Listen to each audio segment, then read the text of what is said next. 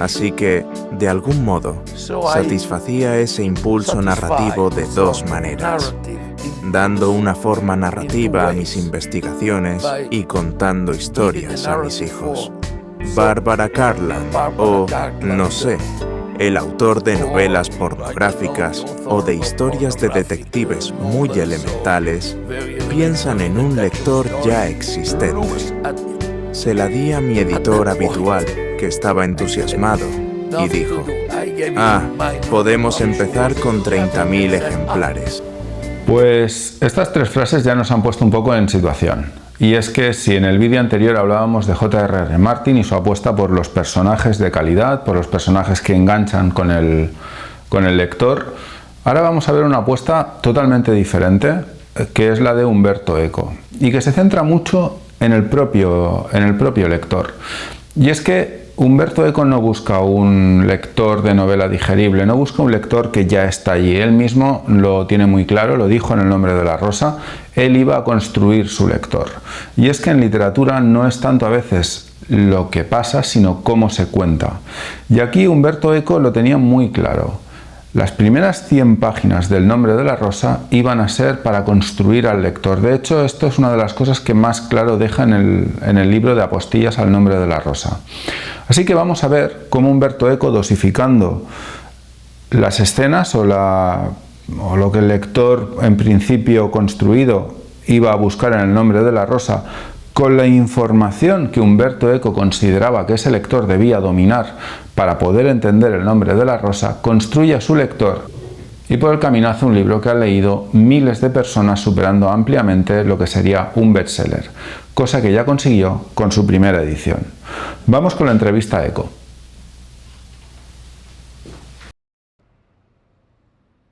I think, you know, one of my great friends was Roland Barthes. Creo que uno de mis grandes amigos fue Roland Barthes. Murió con el remordimiento de no haber escrito una novela. Y se equivocaba, porque todos sus ensayos eran narrativamente fantásticos y hermosos. En cambio, yo me di cuenta de que, aunque empecé a escribir novelas a los 48 años, siempre estuve narrando. Incluso mis trabajos académicos tenían forma de narración.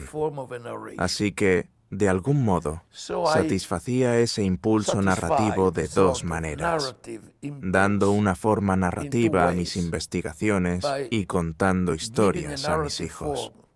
Probablemente empecé a escribir una novela de verdad cuando mis hijos fueron demasiado mayores para escuchar mis cuentos.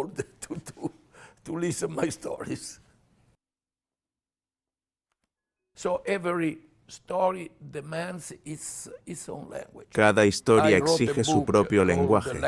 Escribí un libro llamado Lector in Fabula, sobre la narratividad, en el que hago una distinción radical entre el lector empírico y el lector modelo. El lector empírico es el lector que existe.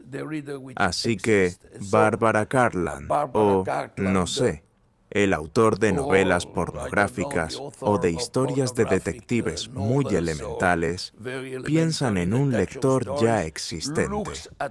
Escribo para amas de casa. Escribo para gente joven. Yo creo que los autores serios, en cambio, construyen a su lector. El primero de mis editores italianos que se entusiasmó de inmediato con El nombre de la rosa, me dijo: pero las descripciones iniciales, con eventos históricos, son demasiado largas. Yo le respondí: no, quiero preparar al lector para enfrentarse a una situación narrativa. Tiene que hacer penitencia. Si no puede hacerlo, está bien. Que se vaya.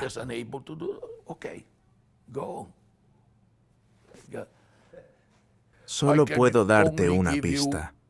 Cuando empecé a comentar con algunos amigos que había terminado una novela, dijimos: deberíamos dársela a Franco Maria Ricci, un editor muy aristocrático.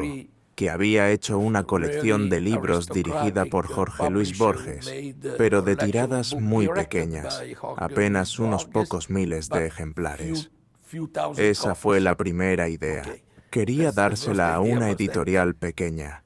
No quería dársela a mi editor habitual porque pensé que sería demasiado fácil, que la aceptaría enseguida.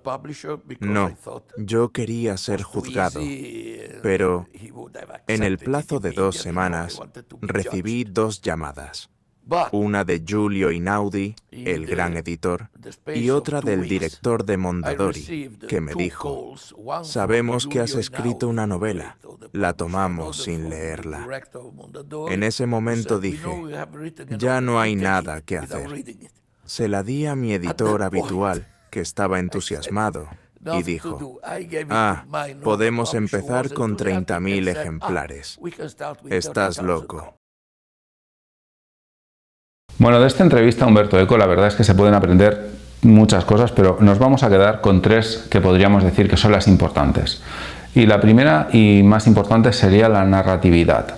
Y es que Umberto Eco, mucho antes de escribir El nombre de la rosa, ya buscaba esa narratividad en todo lo que hacía, desde los cuentos que le explicaba a sus hijos hasta sus ensayos universitarios. Él buscaba que tuvieran esa narratividad, que la información estuviera organizada como si estuviera contando una historia.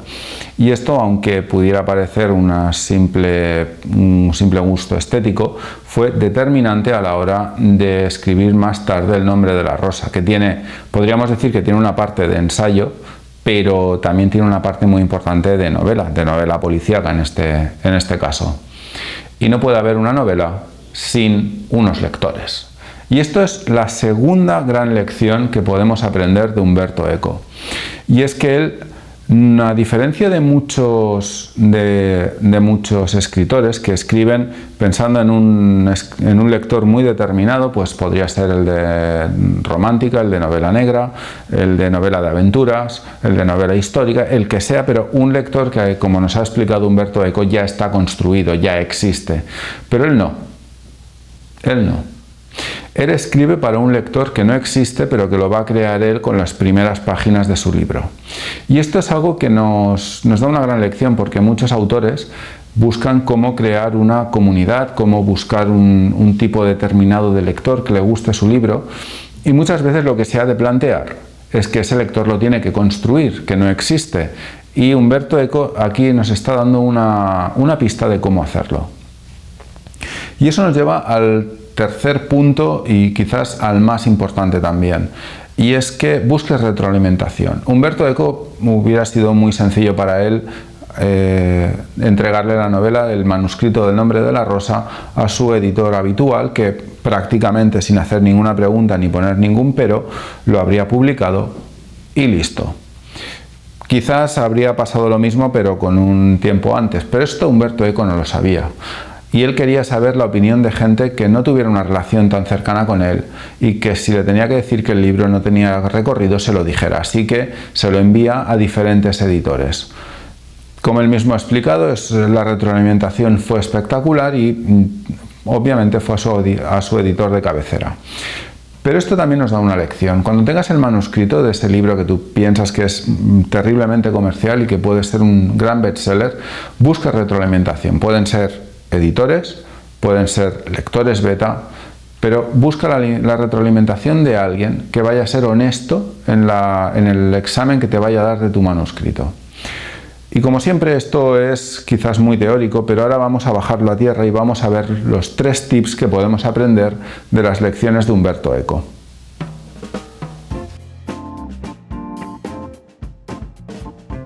Incluso si tratas temas complejos, estructura tu texto como una narración. Piensa en escenas, giros, progresión. Eco construía sus ensayos con ritmo, casi como novelas. En tu caso, aunque hables de filosofía, historia o emociones íntimas, pregunta, ¿qué pasaría si esto fuera una historia? ¿Dónde empieza? ¿Qué se revela? ¿Qué cambia? No expliques, cuenta. Al transformar ideas en relato, el lector se engancha, no porque lo entienden todo, sino porque quieren saber qué pasa. Eso es narrativa, hacer que una idea respire como una historia.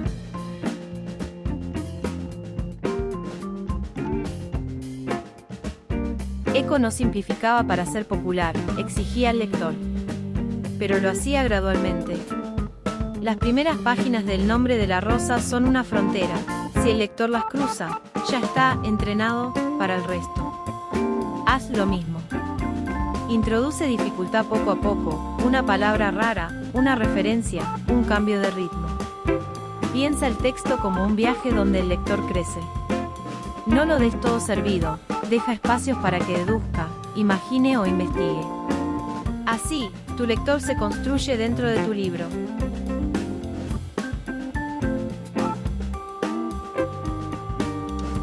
Tu editor habitual puede decirte que sí por confianza o cariño, pero lo que necesitas es la reacción de alguien neutral. Haz como Eco, comparte tu texto con lectores exigentes, incluso ajenos a tu círculo. Observa no solo lo que opinan, sino dónde se detienen, qué preguntan, qué elogian sin que tú lo señales. A veces, la validación no está en las palabras, sino en el entusiasmo con el que te leen. Un lector sincero vale más que 1000 cumplidos automáticos. Haz test de lectura antes de cerrar. Pues estos han sido los tips de Umberto Eco. La verdad es que es un autor del que se podría estar hablando horas. El libro Apostillas al nombre de la rosa es prácticamente un ensayo de cómo escribir un libro comercial desde el concepto hasta el bestseller, y aquí al final nos hemos quedado con 3 lecciones que podrían ser las principales. Pero en toda esta serie de libros comerciales en la que hemos visto a Colin Hoover, en la que hemos visto a J.R.R. Martin y finalmente a Umberto Eco, hemos visto que el libro comercial no es algo denostable. Tampoco es sinónimo de un libro malo o de un libro sencillo o incluso de un fanservice. Pueden llegar a ser libros muy complejos, pueden llegar a ser libros como el caso del Nombre de la Rosa, que no tienen un lector de entrada, que lo tienen que construir en sus primeras páginas, pero, y esta es la clave del libro comercial, primero, es un libro que genera interés en los lectores, por los temas que trata, por los personajes que tiene y por cómo está construido. Y también presenta la información, la trama, la historia, los personajes de una manera que incluso el lector más sencillo es capaz de entenderlo. Aunque le estén explicando un personaje, una idea muy compleja, con muchos matices, o que incluso, como le pasa a muchos lectores del Nombre de la Rosa, no acaban de captar todo lo que el autor les está transmitiendo. No acaban de llegar a todas las capas que tiene la novela, pero eso no quiere decir que no la disfruten y eso no quiere decir que no la lean. Al final hemos visto que el libro comercial es una aspiración que debe tener todo autor que aspire a ser leído, como mínimo. Y dado que el vídeo comercial es uno de las aspiraciones que debe tener todo autor que quiera ser leído, y que estamos en temporada del Premio Literario Amazon, y que el libro sea comercial es uno de los primeros criterios que Amazon va a valorar de cualquier libro que se presente o que opte a ese galardón, vamos a hacer un vídeo específico sobre libros comerciales que tendremos el viernes de esta semana. Así que con este vídeo extra, que si, como he dicho antes, si estás viendo este vídeo en su momento tendrás que esperar un par de días a que se publique. Si lo estás viendo más tarde de su fecha de publicación, pues ahora en la tarjeta del final del vídeo tendrás directamente el enlace al siguiente vídeo. Sin más que decir, muchas gracias por llegar hasta aquí, un saludo y hasta el próximo vídeo.